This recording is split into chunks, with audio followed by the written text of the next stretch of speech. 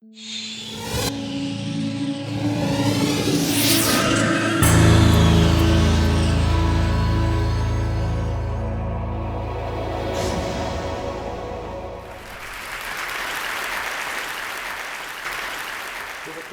it's a little thing about, it's a 4chan thing. It's kids on the internet, they have this group of kids and they like to say funny words like barrel roll or there's a video game move from Star Fox.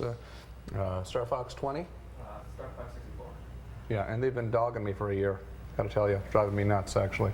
Sometimes I wake up in the middle of the night and I scream, 4chan!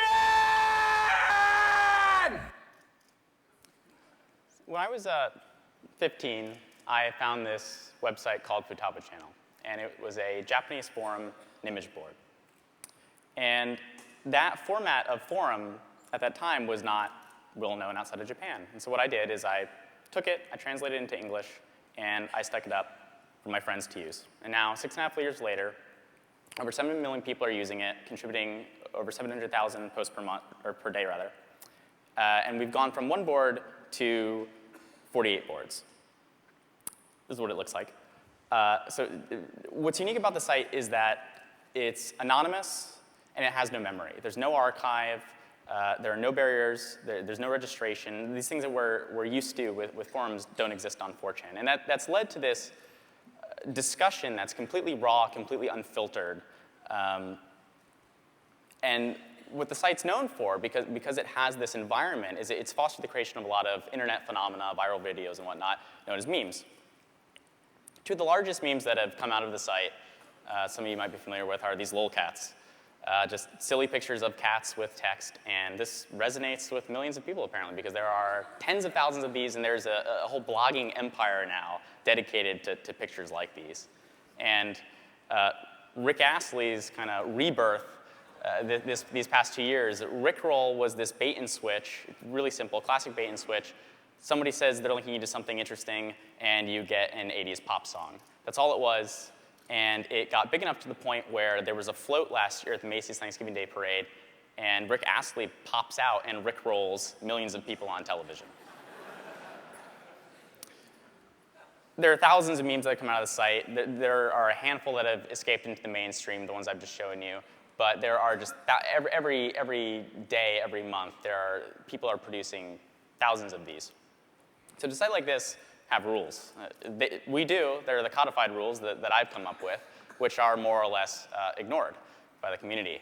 And so they've come up with their own set of rules, the rules of the internet. And so there are 3 that I want to show you specifically. Rule 1 is you don't talk about B.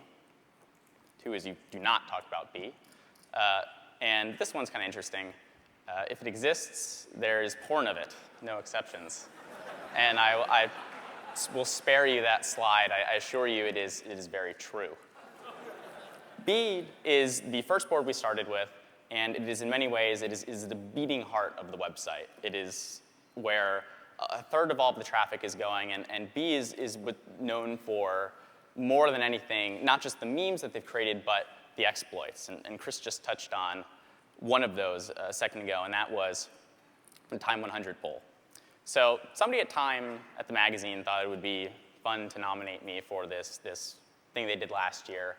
And so they placed me on it, and the internet got wind of it, my community, decided they wanted me to win it. I didn't instruct them to do it. They just decided that that's what they wanted, and so, 390% approval rating isn't so bad. So they broke that poll, and I ended up on top. I ended up at this really fancy party.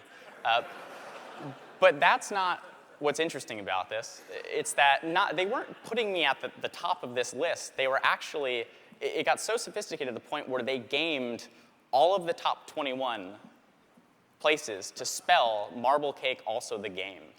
The amount of time and effort that went into that is absolutely incredible. And Marble Cake is significant because it is the channel that this group called Anonymous organized. And Anonymous is this group of people that protested, very famously, Scientology. And so the story is Scientology had this embarrassing video of Tom Cruise, went up online, they got it taken offline and managed to piss off part of the internet. And so these people, over 7,000 people, less than 1 month later, organized in 100 cities around the globe and this is LA, protested the Church of Scientology, and they've continued to do so. Now, 2 full years after the fact, they are still protesting.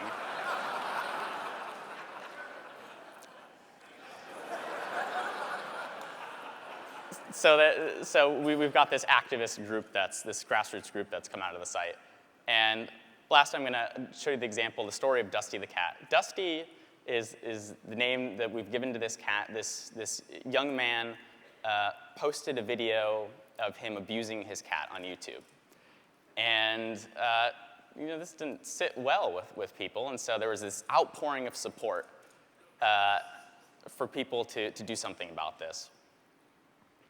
So what they did is they put CSI to shame here. The internet detectives came out, they found his MySpace, they took the YouTube video, and they matched up everything in the video, and within 24 hours, they had his name, and within 48 hours, he was arrested.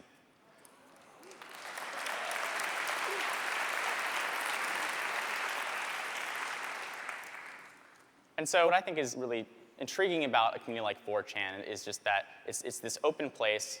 As I said, it's raw, it's unfiltered, and sites like it are kind of going the way of the dinosaur right now. They're endangered because we're moving towards social networking. We're moving towards persistent identity. We're moving towards a lack of privacy, really. We're sacrificing a lot of that, and I think in doing so, moving towards those things, we're losing something valuable. Thank you.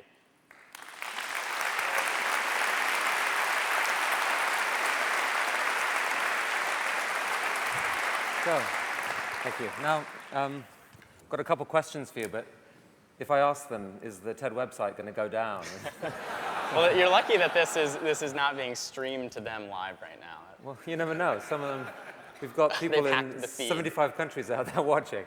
Don't tell. But seriously, so this issue on anonymity is, I mean, you made the case there, but anonymity basically allows people to say anything, all the rules gone. You've had to wrestle with issues like child pornography, and I'm just curious whether you sometimes lie awake in the night worrying that you've opened Pandora's box. It's yes and no. I mean, for as much good that kind of comes out of this environment, there is plenty of bad. There are plenty of downsides. But I think that the greater good is that is being served here by just allowing people. There are very few places now where you can go and not have an identity, to be completely anonymous and say whatever you'd like. And saying whatever you like, I think, is powerful. Doing whatever you like is now crossing a line. But I think it's important to have these places where people, I mean, I get emails, people say thank you for giving me this place, this outlet where I can come after work and be myself. But words, saying things, can be constructive. It can be really damaging. And if you cut the link between what is said and any attribution back to you, I mean, surely there are huge risks with that. There are, certainly, but...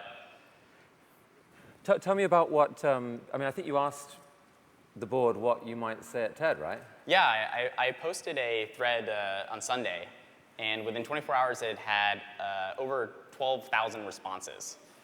And the thing is, I didn't make it into that presentation because I can't read to you anything that they said, more or less. 99% of it would have been, bleeped out. But there were some good things that came out of that, too.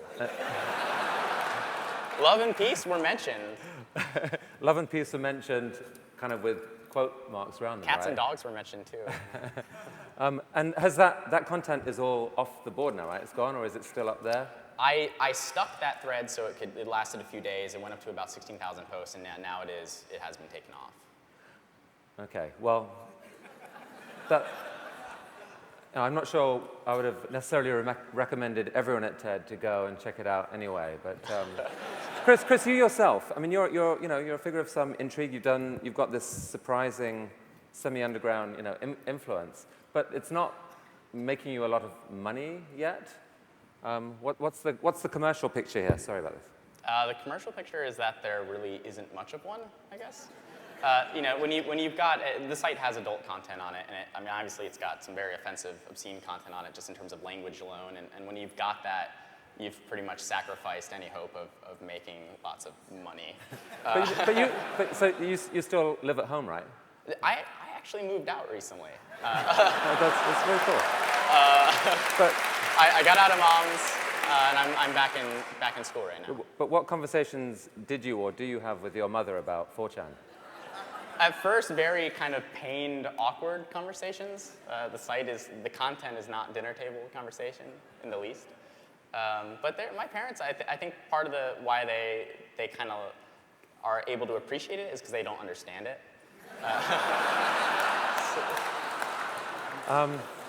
And they were probably pleased to see you on top of the time poll. That must have been, people like that. They still didn't know what to think of that, though. They didn't know.